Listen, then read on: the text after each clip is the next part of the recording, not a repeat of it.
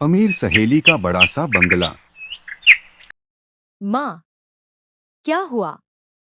आप बहुत परेशान लग रही हो।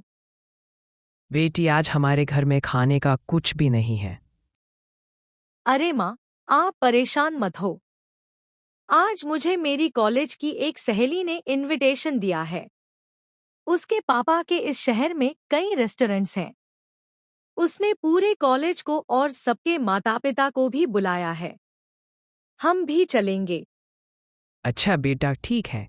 तो जल्दी से तैयार हो जाओ माँ, हमें निकलना होगा। दोनों माँ बेटी वही पुराने कपड़ों में कविता के बड़े बंगले पर पहुंचती हैं। बंगले को देखकर माँ की आंखें खुली की खुली रह जाती हैं। बेटी, इतना सुंदर और इतना बड़ा बंगला, मैंने आज तक ऐसा बंगला कभी नहीं देखा। माँ, चलो अंदर चलते हैं। उसके बाद दोनों माँ बेटी बंगले के अंदर गए और वहां चारों तरफ बहुत अमीर इंसान थे जो कि बहुत अच्छे अच्छे कपड़े पहने हुए थे। तभी कविता सुमन और उसकी माता के पास आई और बोली, देखिए, ये है सुमन, हमारी क्लास की सबसे होशियार लड़की।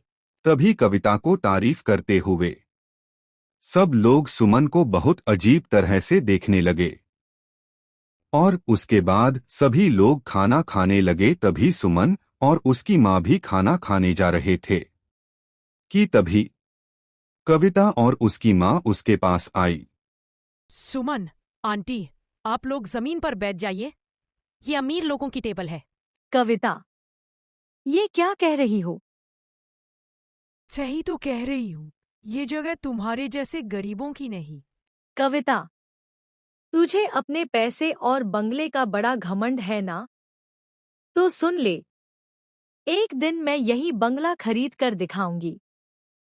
कपड़े तक तुम्हारे पास तो ढंग के नहीं है और बात कर रही हो मेरा बंगला खरीदने की। वाह! माँ, चलो यहाँ से, बस बहुत हो गया। बेटा, इतना बड़ा वादा करने की क्या जरूरत थी? हाँ माँ, जोश में तो मैंने वादा कर लिया। लेकिन माँ, एक दिन मैं जरूर उस बंगले को खरीदूंगी। देख लेना माँ।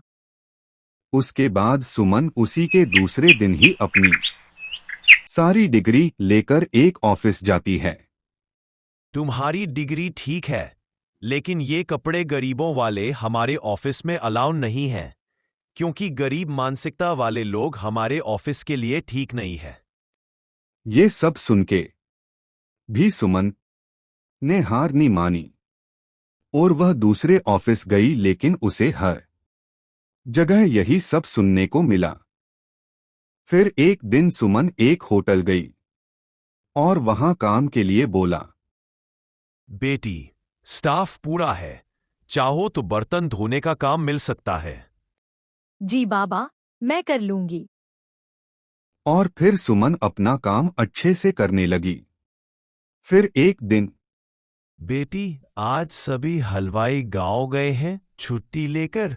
क्या तुम अच्छा खाना बना सकती हो? हाँ बाबा, मुझे खाना बनाना बहुत अच्छे से आता है। मैं सारा खाना बना दूंगी बाबा। बेटी, मेरा भरोसा मत तोड़ना, क्योंकि आज शहर के बहुत बड़े आदमी आ रहे हैं जिनके इस शहर में बहुत सारे होटल्स हैं। उसके बाद सुमन खाना बनाने लगती है। तभी वह देखती है कि कविता और उसके माता पिता तीनों लोग आ रहे हैं। तभी वह सोचने लगी, तो आज बाबा जिनके आने की बात कर रहे थे, वो कविता के पापा हैं। उसके बाद सुमन कविता के माता पिता को खाना परोसती है। तभी सुमन, अरे अरे, तुम तो मेरा बंगला खरीदने वाली थी। तुम तो यहाँ पर बर्तन धुल रही हो और खाना बना रही हो। कविता बेटा, ऐसे लोगों से बात नहीं करते हैं। ये सब सुनकर सुमन को बहुत बुरा लगता है, लेकिन वह चुपचाप वहां से चली जाती है। उसके बाद सुमन बहुत मेहनत करती है। सुमन अब खाना भी बनाती थी और बर्तन भी धुलती थी। ऐसा करके सुमन अच्छा खासा कमा लेती थी। कविता बेटी, अब तो हमें खाने पीने की तो कोई समस्या नहीं है, लेकिन तुमने जो वो वादा किया था वो तो नामुमकिन है। मैंने कहा ना, माँ, एक न एक दिन मैं वो बंगला खरीद के रहूंगी। और ना ही वो बंगला कहीं जा रहा है, और ना ही मैं। और मुझे ऊपर वाले पर पूरा भरोसा है। ऐसे ही काफी दिन बीतते गए और एक दिन होटल पर बहुत बड़े बिजनेसमैन आए। बाबा, मुझे कुछ वेटर चाहिए। बाकी खाने का ऑर्डर तो मैंने ओबेरॉय के वहां दे दिया है। जी जी, बिल्कुल। मैं कल अपने वेटर्स को भेज दूंगा। सुमन, कल वेटर्स को लेकर सर के वहां चली जाना और मुझे कोई शिकायत का मौका नहीं मिलना चाहिए। ठीक है बाबा, मैं चली जाऊंगी। सर, आप फिक्र न करें, आपको कोई शिकायत का मौका नहीं दूंगी। अगले दिन सुमन अपने स्टाफ के साथ वहां पहुंच जाती है।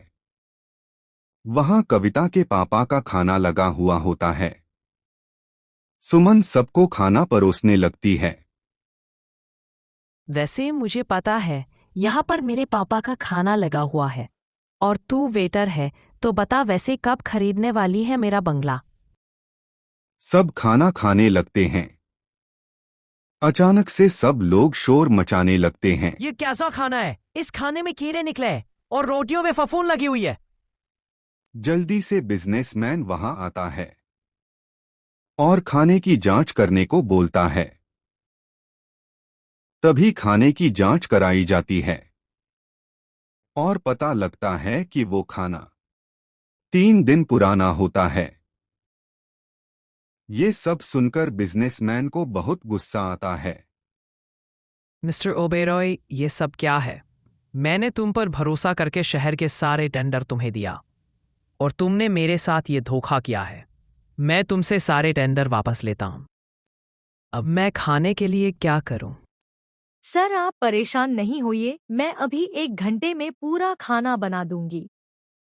सुमन ने अपने स्टाफ के साथ मिलकर पूरा खाना तैयार कर दिया और सभी मेहमानों ने बहुत अच्छे से मजे ले लेकर खाना खाया और सुमन की बहुत तारीफ भी की। ये सब देखकर बिजनेसमैन बहुत खुश हुआ। तभी उसके पास एक आदमी आया और बोला, सर, इस लड़की ने इतने कम टाइम में इतना अच्छा खाना बनाया है। इस लड़की को एक मौका तो मिलना ही चाहिए। हाँ हाँ, बिल्कुल। बेटा, मैं तुम्हें शहर के सारे होटल्स के टेंडर देता हूं, और साथ ही साथ 5 करोड़ इन्वेस्ट भी करूंगा। Thank you. Thank you so much sir. ऐसे सुमन करोड़पति बन गई और घर पहुंचकर उसने सारी बातें अपनी माँ को बताई। ये सब सुनकर सुमन की माँ बहुत खुश हुई और उधर कविता और उसके माता पिता सड़क पर आ गए थे। यहाँ तक उनके बंगले की भी नीलामी हो गई और उस नीलामी में सबसे ज्यादा की बोली सुमन ने लगाई। तभी कविता खुद अपने हाथों से बंगले की चाबी सुमन के हाथ में दी। कविता, मैंने कहा था ना कि एक दिन तेरा बंगला खरीद लूंगी। और हाँ कविता, हमें कभी खुद पर या किसी चीज पर घमंड नहीं करना चाहिए।